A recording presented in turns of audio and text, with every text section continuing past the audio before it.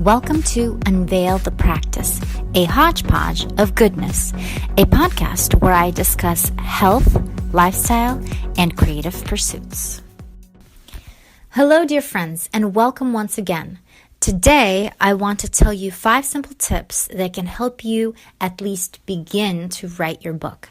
This isn't going to be for those of you who are seasoned in the art of writing and have no problems at least beginning to pen down a long manuscript of any sort. This is more for the person who wants to write a book but doesn't know how to begin or is too intimidated with a project this big. I've just had several friends who've also been wanting to begin writing, but have told me it's too intimidating to attempt an entire manuscript. So I thought I'd share with you my experience and tell you what tips and tricks I've picked up along the way to help me jump into a novel.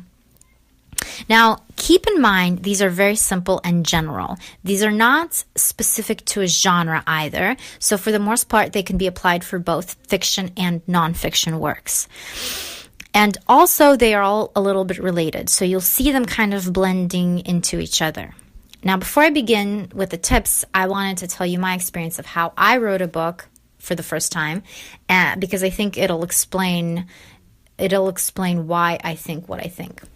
Okay, so how did I start writing my first novel? Well, I've been writing poetry since I was 12, for a while now, and I've began writing short stories and novels here, not novels, but I've begun to write maybe like an introduction chapter or something, and I never thought I'd seriously go through with it. I just kind of wanted to write a scene and I just left it. So I've kind of picked certain things that I liked about, my ideas and would write them, and then I would just give up. I never carried it through to an actual completed work. So what happened was, as I mentioned in my last episode, in my undergrad, I studied history and classical languages, and I was really in love with these subjects. And then for my graduate degree, I completely pivoted and studied medicine. So it had nothing to do with history and classics. And I began about probably 2 or 3 years into the graduate program, I began missing that kind of the mystery of learning histories, forgotten histories. I always felt a little bit like I'm digging for treasure in the histories to find, stories of people who lived amazing lives. I mean, that's how at least I picture history. So for me, it's really fascinating. And I began doing a lot of research on this one subject that I was really interested in at the time, and it began forming together into the story. It was kind of half developed. It was definitely not fully developed. Mostly what I had was really clear characters. And I had a couple scenes that were very vivid in my head. And particularly there was an opening scene that I really was obsessed about. And it just wouldn't leave me alone. It kept bugging me, when I would fall asleep, I'd dream about it, that sort of thing. So I sat down to just write something. I usually used poetry as like a type of venting. So I would write something just to, get something off my chest, and then I'd feel better. But usually it was through poetry. So one of these nights when I just want to sit down and write a poem, I started to write, but instead of this poem, this entire opening scene came out. And I really liked the scene. I was really in love with the scene. It was about 5 pages long, single-spaced.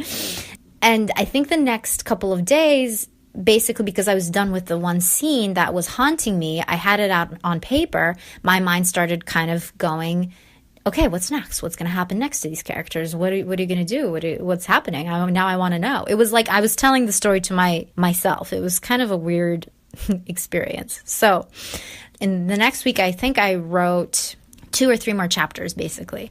And so I got those 3 chapters done, and I realized this is something I can do because I keep coming back to it. So I sat down and I wrote out a timeline for the entire novel, and chapter by chapter, I kept writing, and all of a sudden, about a half a year later, obviously a half a year isn't all of a sudden, but I just didn't even notice how the time went by because I was really busy with school, and so I would write in my time off as like a form of therapy. And I all of a sudden realized I was very close to finishing a book, and before I knew it, I had a book of 135,000 words, and that's pretty long. That's a really long debut novel. And this is coming from a person who didn't think I could even write a novel. Like the bare minimum of a novel is about 60 to 70,000 words, depending what genre. And I didn't even think I could do that. And all of a sudden, I have it doubled. That's how I began writing my first novel, and that's how I finished writing my first novel. And so I wanted to tell you the story before, so that way you could understand why I am suggesting you do the things that I'm suggesting. I also wanted to tell you where I am in the writing world today. I have 2 books self-published on Amazon and in some local Bay Area bookstores. And currently I'm seeking representation traditionally, aka looking for an agent or a small publishing house to work with my other unpublished manuscripts. Okay, so tip number 1. Again, these are really, really simple, but I have told these to people many times and they act like it's some kind of something they've never heard before. So I just decided I'm going to use these as the tips. So tip number 1, don't overwhelm yourself by thinking about the whole book all at once. This is very basic, but you can't imagine how many times I've said this to people. So stop it. Stop thinking that you have to write the whole book in one sitting. Break it down. Focus on one chapter or scene at a time. No one is pointing a gun to your head screaming that you need to write the whole thing in 5 minutes. Oftentimes, books are works of love, or at least like. After all, if you didn't like the topic, you wouldn't have been enough of an expert in the field to write this book. So try not to ruin your effort by overwhelming yourself before you even start.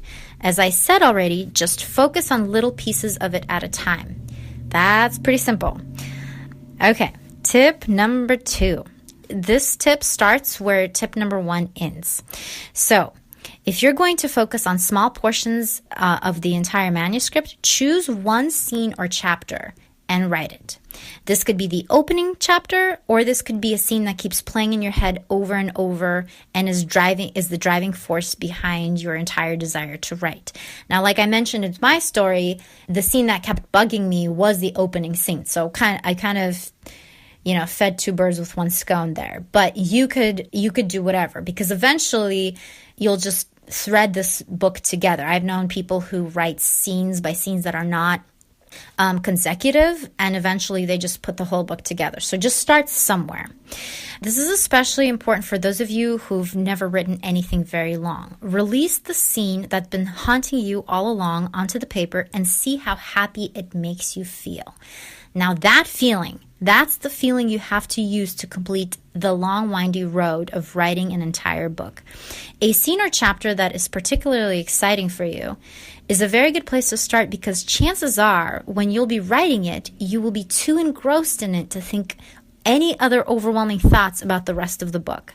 These terrible monsters that make you doubt that you can do it, ideas such as, what about that one scene that I'd have to write an entire battle breakout, or the one chapter that requires researching several history books. Those thoughts, they melt away and you fully enjoy the words that are spilling out of you. Once that scene is done, you're one step closer to finishing your project. All you have to do is write the next one, and then the one after that, and then the one after that. And before you know it, like me, a half a year has gone by. Okay, now tip number 3 is a little better option for those of you who are more organized and need to have a clear picture of where the entire plot is headed before beginning to work on any one chapter. And for you, I have one magic word: timeline. For those wanting to write a nonfiction work, the magic word is outline. Either way, this could help organize your thoughts and figure out a practical way to thread together all your ideas. And when this is done, that intimidating monster of the impossibly colossal literary project looks a lot more feasible. After all, a monster that can fit onto one page is not really a monster. All right. Tip number 4. This might sound very, very basic, but I'll say it anyway. Get excited about your project. No, I mean, get really, really excited about your project. Writing a history novel? Organize a trip to an antique clothing shop or a theater to try on some historical clothing. And by the way, I've done this. It is so much fun. You really get to get into the getup of your characters and understand how they felt when they wore it. It's a lot of fun. Writing a mystery or a thriller? Organize an outing to an escape room. Writing a self-help guide? Envision people bettering their lives with the tips you have to offer. Whatever it is that you want to write, do something that will get your juices flowing and help you understand whatever world you are creating. I often get excited just researching random subjects. You never know where a trail might lead when you love discovering new information. Just get your engines of inspiration to just begin moving a little bit. And as you start getting excited, they start moving faster and faster, and before you know it, they'll prepare you far into your writing project. All right. This brings us to tip number 5. For those of you who have an artistic bend, draw your characters, draw your settings, draw your cover. The layout of your book or whatever else that has something to do with your book, just draw it. For those of you who are challenged in the artistic pursuits of drawing anything outside of a stick figure, I have good news for you. We live in the 21st century, and we have loads of resources to create images with Photoshop or collect images on Pinterest. So create boards for your characters and settings on Pinterest. Clothing boards, furniture boards, food boards, whatever you think will give you a better visual of what you'll be writing about. Or perhaps you have a good friend who's an artist and maybe they can draw something for you. And for those of you who are writing a nonfiction book, you can do the same for your cover or your book layout or any other illustrations that you'd like to accompany your writing. Whatever you're writing, keep in mind that the final result might not be what you've exactly sketched out, but the point isn't to have the final book look exactly like your initial desire. It's just to spark your excitement so that you could finally do this. So this is actually kind of an extension of tip 4, get excited about your book. But I figured because it's such a visual bent to it, it could stand on its own. Either way, the point is to get your wheels rolling and the sweet nectar of inspiration to flow. All right, and that's it for now. 5 simple tips on how to start writing your book. That's it for now. If you have any suggestions, if you're a writer and you have some brilliant ideas for me that maybe I could collect and later talk about what answers I've received, please go to my website, unveilthepractice.com, and send me your suggestions and comments. If you have other questions, like if you're really stuck on some other very specific issue, just send it to me. I can't promise that I'll have a useful tip for you, but maybe, who knows, maybe I'll be able to come up with something. Alrighty, so hope you guys have a wonderful day, and until next time. Hey, lovely people. Thank you so much for tuning in to Unveil the Practice podcast. If you liked it and found value in the information offered, I would appreciate it so much if you could subscribe and leave a review to let others know how much you loved it. If you want to know more about my acupuncture business, please visit my website, unveilthepractice.com. If you'd like to know more about my writing, please visit my other website, victorianicola.com. Victoria spelled Viktoria. Nicola spelled Nikola. You can also find my poetry on my blog called bleedingwords.blog. I'm wishing you all a wonderful day, and I hope to see you tune in next time. Bye.